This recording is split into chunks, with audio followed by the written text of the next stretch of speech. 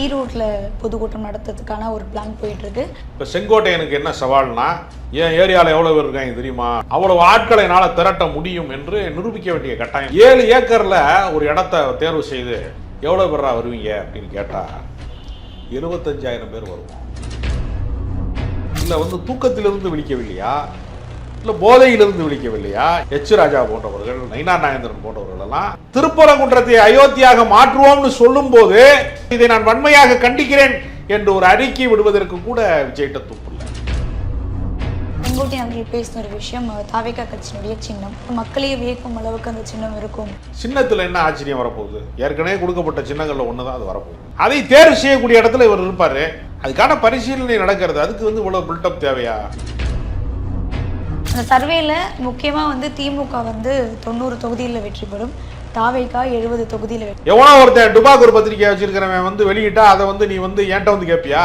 மத்திய அரசாங்கத்துக்கு தெரியாம எப்படி மத்திய உளவுத்துறை ரிப்போர்ட் கொடுத்துச்சுன்னு நயினார் நாகேந்திரன் கேட்பதன் மூலமாகவே டுபாக் ஒரு ஐட்டங்கிறது. திமுக காங்கிரஸ் உடைய கூட்டணியை உடைக்கிறதுக்காக 500 கோடி காங்கிரஸ் சேர்ந்தவங்களுக்கே லஞ்சம் கொடுத்துருக்காங்க. அப்படின்னா என்ன அர்த்தம்? நான் 500 கோடி வச்சிருக்கேன், யாராவது உடைங்க, திமுக கூட்டணி வெளியே வாங்க, நாசமா போங்க. அவர் முதலமைச்சராகவே இருக்கிறாரு ஸ்டாலின். நீ முதலமைச்சராக கனவு காண்கிற, உன்னால சட்டமன்ற உறுப்பினர் ஆக முடியுமான்னு தெரியலையே. இப்படித்தானே உலக நாயகன் கமலஹாசன் டிவியை உடைச்சாரு. தமிழ்மண் நேயர்களுக்கு வணக்கம். இன்று நம்மோடு இணைந்திருப்பது அரசியல் விமர்சகர் ராஜகம்பீரன் அவர்கள். வணக்கம் சார். வணக்கம். அடுத்து ஈரோட்டில் பொதுக்கூட்டம் நடத்துறதுக்கான ஒரு பிளான் போயிட்டு இருக்கு. ஒரு இடத்த அவங்க சூஸ் பண்ணியிருக்காங்க. அந்த இடம் அனுமதி மறுத்திருக்காங்க. இது கூட்ட நெரிசல் அதிகமாகிறதுக்காக இந்த இடத்த மறுத்திருக்காங்களா, இல்லை இந்த விஷயம் தனியாருக்கு சொந்தமான ஒரு நிலத்தை, ஒரு 7 ஏக்கர் நிலத்தை அந்த இடத்துல நாங்கள் பொதுக்கூட்டம் போட போகிறோம் அப்படின்னு இப்போ புதிதாக கட்சியில் சேர்ந்த மிக பழைய அரசியல்வாதியாக இருக்கக்கூடிய செங்கோட்டையன் போன்றவர்கள் வழியாக முயற்சி பண்ணிகிட்டு இருக்காங்க. இப்போ செங்கோட்டையனுக்கு என்ன சவால்னா, என் ஏரியாவில் எவ்வளோ பேர் இருக்காங்க தெரியுமா, நான் நினச்சா எவ்வளோ பெரிய மாநாட்டை கூட்டுவேன் தெரியுமா. ஏன்னா அந்த அரசியல் கட்சியை பொறுத்தவரையில் ஆட்கள் திரட்டுவதில் என்னை அடிச்சுக்கிறதுக்கு ஆளே கிடையாது, அவ்வளவு ஆட்களை என்னால் திரட்ட முடியும் என்று நிரூபிக்க வேண்டிய கட்டாயம் இருக்கிறது. 7 ஏக்கரில் ஒரு இடத்த தேர்வு செய்து எவ்வளோ பேரா வருவீங்க அப்படின்னு கேட்டால் 75,000 பேர் வருவோம். 75,000 பேரை தாங்குமா அந்த இடம்? இதெல்லாம் பல கேள்விகள் இருக்கிறது. ஏன்னா ஏதோ ஒரு முறை அசம்பாவிதம் நடந்து விட்டது என்பதனால நீங்கள் மன்னிப்பு கேட்கவில்லை என்றாலும், அந்த குற்றத்தை ஒப்புக்கொள்ளவில்லை என்றாலும், அதற்கு நீங்கள் பொறுப்பேற்றுக் கொள்ளவில்லை என்றாலும், ஏதோ ஒரு முறை உங்களை மக்கள் மன்னித்திருக்கிறார்கள். ஆனால் எல்லா முறையும் மன்னிப்பாங்களான்னு ஒரு கேள்வி இருக்கலாம். செய்த தவறை திரும்ப செய்தால் அவருக்கு மன்னிப்பு கிடைக்காது. அதனால் அபாயகரமான ஒரு கூட்டமாக இவர்கள் இருக்கிறார். குண்டு வைக்கிற கூட்டம் கூட, பயங்கரவாத கூட்டம் கூட எங்கள் அமைப்பு தான் குண்டு வச்சிச்சு என்று டிக்ளேர் பண்ணுறான். ஆனால் 42 பேர் நெரிசல் மரணத்துக்கு ஆளான இந்த சம்பவத்திற்கு எங்களால் தான் இந்த நெரிசல் நிகழ்ந்தது என்பதற்கு பகிரங்க மன்னிப்பு கேட்குறோம், மன்றாடி மன்னிப்பு கேட்குறோம் என்று சொல்லவே இல்லை விஜய். இந்த நிமிடம் வரைக்குமே விஜய் அந்த குற்றத்தை ஒப்புக்கொள்ளவே இல்லை. அதே மாதிரி இப்போ திருப்பரங்குன்றத்திலே ஒரு மத கலவரத்தை தூண்டுவதற்கான ஒரு கும்பல் தீபத்தூணிலே தீபம் ஏற்ற மாட்டேன், எல்லாரும் ஏற்றுற உச்சி பிள்ளையார் கோயிலெல்லாம் நான் தீபம் ஏற்ற மாட்டேன், நான் சர்வே கல்லில் தான் நான் தீபம் ஏற்றுவேன்.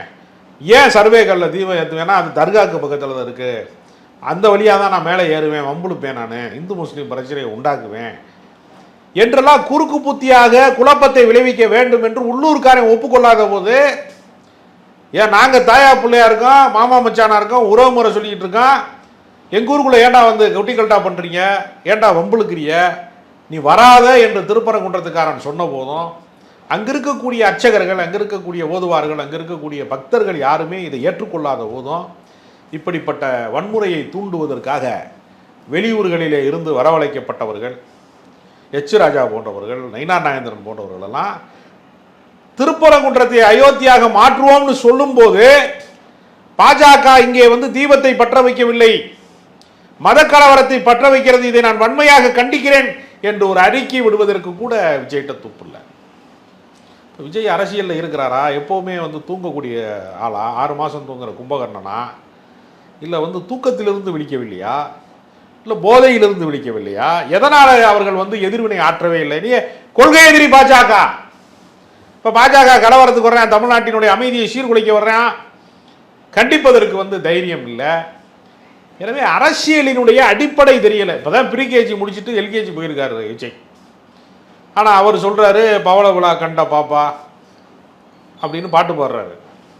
பவள விழா கண்டது எப்படி பாப்பாவாக இருக்க முடியும்? கட்சி 2 வருஷமாக நடத்துகிற நீ தான் பாப்பா. 75 வயசு ஆளை பார்த்து யாராவது பாப்பான்னு கொஞ்சிருக்காங்க அது வரைக்கும்? நீ பால்வாடியாக இருந்துக்கிட்டு பல்கலைக்கழகங்களோடு மோதி பார்க்கணும். இந்த பக்கம் 54 வருஷம் ஆச்சு அதிமுக தொடங்கி. 72 தொடங்கப்பட்ட கட்சி 54 வருஷம் ஆச்சு. திமுக தொடங்கி 75 வருஷம் ஆச்சு. இந்த 75 வருஷ கட்சியிலையும் 54 வருட கட்சியோடையும் போட்டி போட்டுட்டு நான் தான் சொல்றாரு. ஆனால் களத்திற்கு வருகிறாரா? கருத்தியலாக நிற்கிறாரா? போராட்ட களங்களில் நிற்கிறாரா? இடதுசாரி சிந்தனையாளர்களோடு நிற்கிறாரா? எதுவுமே இல்லை. நானா மாசத்துல ஒரு நாள் வெளில வருவேன், அப்புறம் நானே கதவை முடிக்கிடுவேன் அரண்மனை மாதிரின்னு தன்னை மகாராஜாவாக கருதி கொள்ளக்கூடிய மனப்போக்கு கொண்டவராகத்தான் விஜய் வந்து எனக்கு காட்சியளிக்கிறார். சமீபத்தில் செங்கோட்டையன் அவர்கள் பேசின ஒரு விஷயம், தாவேகா கட்சியினுடைய சின்னம் என்னன்றது எனக்கு தெரியும், அந்த சின்னம் வந்து மக்களையே வியக்கும் அளவுக்கு அந்த சின்னம் இருக்கும் அப்படின்ற மாதிரியும் அவர் சொல்லியிருக்காரு. என்ன சின்னமாக இருக்கும் நீங்கள் நினைக்கிறீங்க? சினிமாவில் கிசு வந்து அந்த படம் வந்து பயங்கரமாக வந்திருக்கு, பயங்கர ஆக்ஷன் காட்சியோட வந்திருக்குன்னு பில்டப் பண்ணுவாங்கல்ல. சின்னத்தில் என்ன ஆச்சரியம் வரப்போகுது? ஏற்கனவே கொடுக்கப்பட்ட சின்னங்களில் ஒன்று தான் அது வரப்போகுது. அவங்க தேர்தல் ஆணையம் சில சின்னங்களை ஒதுக்கியிருப்பாங்க, அதை தேர்வு செய்யக்கூடிய இடத்துல இவர் இருப்பார். அதுக்கான பரிசீலனை நடக்கிறது. அதுக்கு வந்து இவ்வளோ பில்டப் தேவையா? இன்னொரு கேள்வி.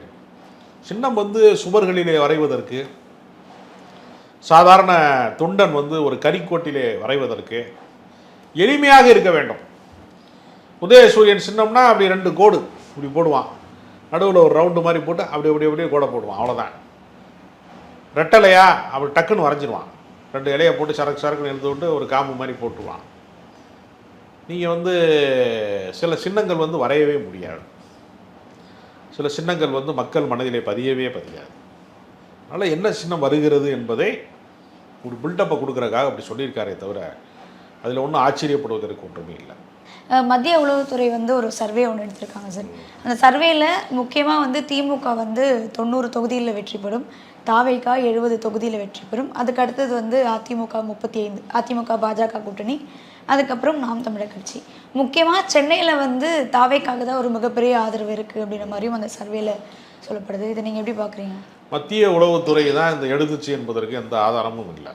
இதை நயினார் நாகேந்திரன்ட்ட போய் கேட்கும்போது, மத்திய அரசாங்கமே நாங்கள் தாயா, பிஜேபி தாயா, எங்களுக்கு தெரியாமல் எந்த உளவுத்துறையா எடுத்துச்சு?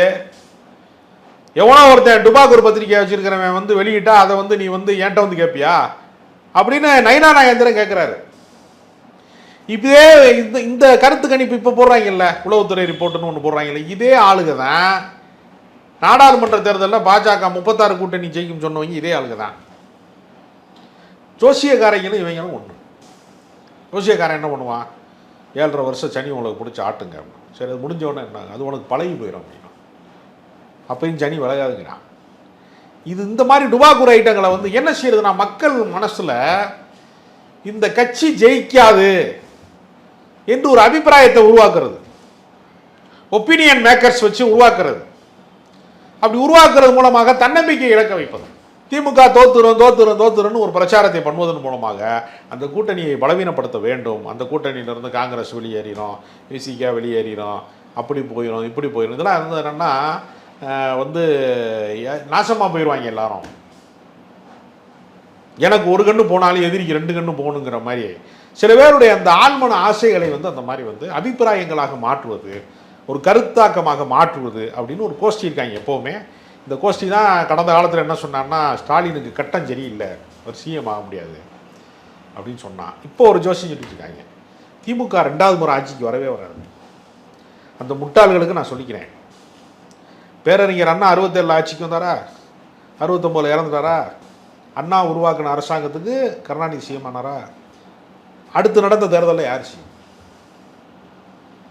67 இருந்து 72 வரைக்கும் உள்ள அந்த காலகட்டம் முடிஞ்ச முன்னாடி மறுபடியும் 72 இருந்து 77 வரைக்கும் இருக்குல்ல, அப்போ யார் சிஎம்? கலைஞர் கருணாநிதி தான் சிஎம். அப்போ திமுக 2 முறை ஆட்சிக்கு வராதுன்னு சில முட்டாள்கள் பேசுகிறான். ஸ்டாலினுக்கு ஜாதகம் சரியில்லைன்னு சொன்னேன் பூராமே இப்போ திமுகவில் சேர்ந்துட்டாங்க கொஞ்சம் பேர். இது வழக்கமாக நடக்கிற செட்டிங். மத்திய அரசாங்கத்துக்கு தெரியாமல் எப்படி மத்திய உளவுத்துறை ரிப்போர்ட் கொடுத்துச்சுன்னு நயினார் நாகேந்திரன் கேட்பதன் மூலமாகவே இது டுபாக்கூர் ஐட்டங்கிறதுக்கான கன்ஃபர்மேஷன் வந்து அது இருக்குது. இன்னொரு செய்தி ஒன்று பரவிட்டு இருக்கு சார். அதாவது திமுக காங்கிரஸுடைய கூட்டணியை வந்து பிரிக்கிறதுக்காக, அதாவது உடைக்கிறதுக்காக 500 கோடி வந்து காங்கிரஸை சேர்ந்தவர்களுக்கே வந்து லஞ்சம் கொடுத்துருக்காங்க அப்படின்ற மாதிரி ஒரு செய்தி பரவிட்டு இருக்கு. இது உண்மையா? உண்மையிலேயே யாராவது 500 கோடிக்கு ஆசைப்படுறாங்களான்னு செக் பண்ணுறாங்களான்னு எனக்கு தெரியல. சில பேர் என்ன செய்வாங்கன்னா, எதையாவது ஒரு புயலை கிளப்பி விடுவாங்க அவங்களே. அதனால் காங்கிரஸ் கூட்டணியை உடைக்க வேண்டும், திமுக காங்கிரஸ் கூட்டணியை உடைக்க வேண்டும் என்று பாஜக ஆசைப்படுகிறது. அப்படின்னா என்ன அர்த்தம்? நான் 500 கோடி வச்சுருக்கேன், யாராவது உடைங்க, திமுக கூட்டணி விட்டு வெளியே வாங்க, வந்து நாசமாக போங்க இன்னும் அழைக்கிறாங்க. அவ்வளோதான். இந்த அழைப்பு என்பது எல்லாமே நீங்கள் பார்த்தீங்கன்னா இது வதந்தி தான். நான் ஏன்டா நடுராத்தில் சுடுகாட்டுக்கு போகிறேன்னு ஒரு ஜோக் இருக்குல்ல, அது மாதிரி இந்த ஆளுகிற அரசாங்கத்தை விட்டுட்டு எவனாவது ஆள்வதற்கு வாய்ப்பே இல்லாதவன்ட்ட போய் நிற்பாங்களா? அங்கே போனால் சட்டமன்ற உறுப்பினர் ஆக முடியுமா? நாடாளுமன்ற உறுப்பினர் ஆக முடியுமா? எதுக்குமே ஆகாது. பேயாது கட்சி நடத்திட்டு இருக்கான். விஜயோட சேர்ந்தாங்கன்னா சூனியமாயிரும் எல்லாமே. அதனால் பூஜ்ஜியத்துக்குள்ளே ஒரு ராஜ்யத்தை இவர்களால் ஆள முடியாது.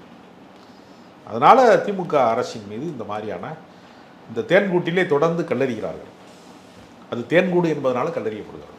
நயினார் நாகேந்திரன் அவர்களும் சொன்ன ஒரு விஷயம், விசிகாவும் காங்கிரஸும் இந்த 2 கட்சியும் வந்து தாவேகாவுடன் கூட்டணிக்காக பேச்சுவார்த்தை நடத்திட்டு இருக்காங்க.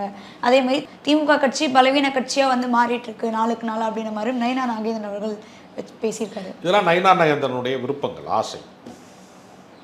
தாவேகாவோட வந்து விசிகா வரணும், தாவேகாவோட காங்கிரஸ் வரணும், திமுக பலவீனப்படணும்னு ஒரு ஆசைப்படுறாருன்னு வேணா வச்சுக்கலாம். இதற்கு முன்னாடி தாவேகா அதுக்கான அவசியம் என்ன இருக்கு? அது தன்னுடைய தேர்தலிலே தனக்கு என்ன சதவீதம் இருக்கிறது என்று நிரூபிக்கப்படாத ஒரு சக்திக்கு பின்னால முதலமைச்சராக வர வேண்டும் என்று கனவு கண்டு கொண்டிருக்கிற விஜய்க்கு பின்னால் போய் காங்கிரஸ்காரன் நிற்பானா? முதலமைச்சர் பின்னால் நிற்பானா? அவர் முதலமைச்சராகவே இருக்கிறாரு ஸ்டாலினே. நீ முதலமைச்சராக கனவு காண்கிற, உன்னால சட்டமன்ற உறுப்பினர் ஆக முடியுமான்னு தெரியலையே. இப்படித்தானே உலகநாயகன் கமலஹாசன் டிவியை உடைச்சாரு, டார்ச் லைட்டை வச்சு உடைச்சாரு. அவருடைய முதல் மாநாட்டில் கேட்டாங்க, நீங்கள் முதலமைச்சராகி கையெழுத்து எதில் போடுவீர்கள்னா பேப்பரில் தான் போடுவேன்னாரு. முதல் கையெழுத்தை போட்டார் அவர். அவரை சட்டமன்ற உறுப்பினராகவே மக்கள் அனுமதிக்கலையே. வானதி சீனிவாசன்ட்ட வெறும் 1500 சொச்சம் வாக்குகளில் தோற்று போயிட்டார்ல அவர். அதனால் நாளைக்கு உலகநாயகன் மாதிரி கூட வந்து விஜய் வந்து தோற்கலாம். அவர் பின்னாடி போய் காங்கிரஸ்காரன் போவானா? தோத்துட்டு திமுக இணையலாம் அப்படின்னு சொல்கிறீங்களா? அதில் என்ன சந்தேகம் உங்களுக்கு? நீங்கள் தோற்று விட்டால் வேறு என்ன ஆப்ஷன் இருக்குது உங்களுக்கு? திமுக எதிரின்னு எவ்வளோ நாளைக்கு சொல்லுவீங்க? அதாவது உலகநாயகன் கமலஹாசனுடைய இடத்துல நான் விஜயை பார்க்குறேன். வயசு தான் 2 பேருக்குள்ள வித்தியாசம். கண்டிப்பாக சார். அடுத்தடுத்து தாவேகா கட்சியில் யார் இணைய போகிறாங்க, இல்லை யாருடன் கூட்டணி இருக்க போகுது அப்படின்னு நம்ம பொறுத்து இருந்து பார்ப்போம் சார். நிறைய விஷயங்களை பகிர்ந்து வைக்கிறோம். நன்றி.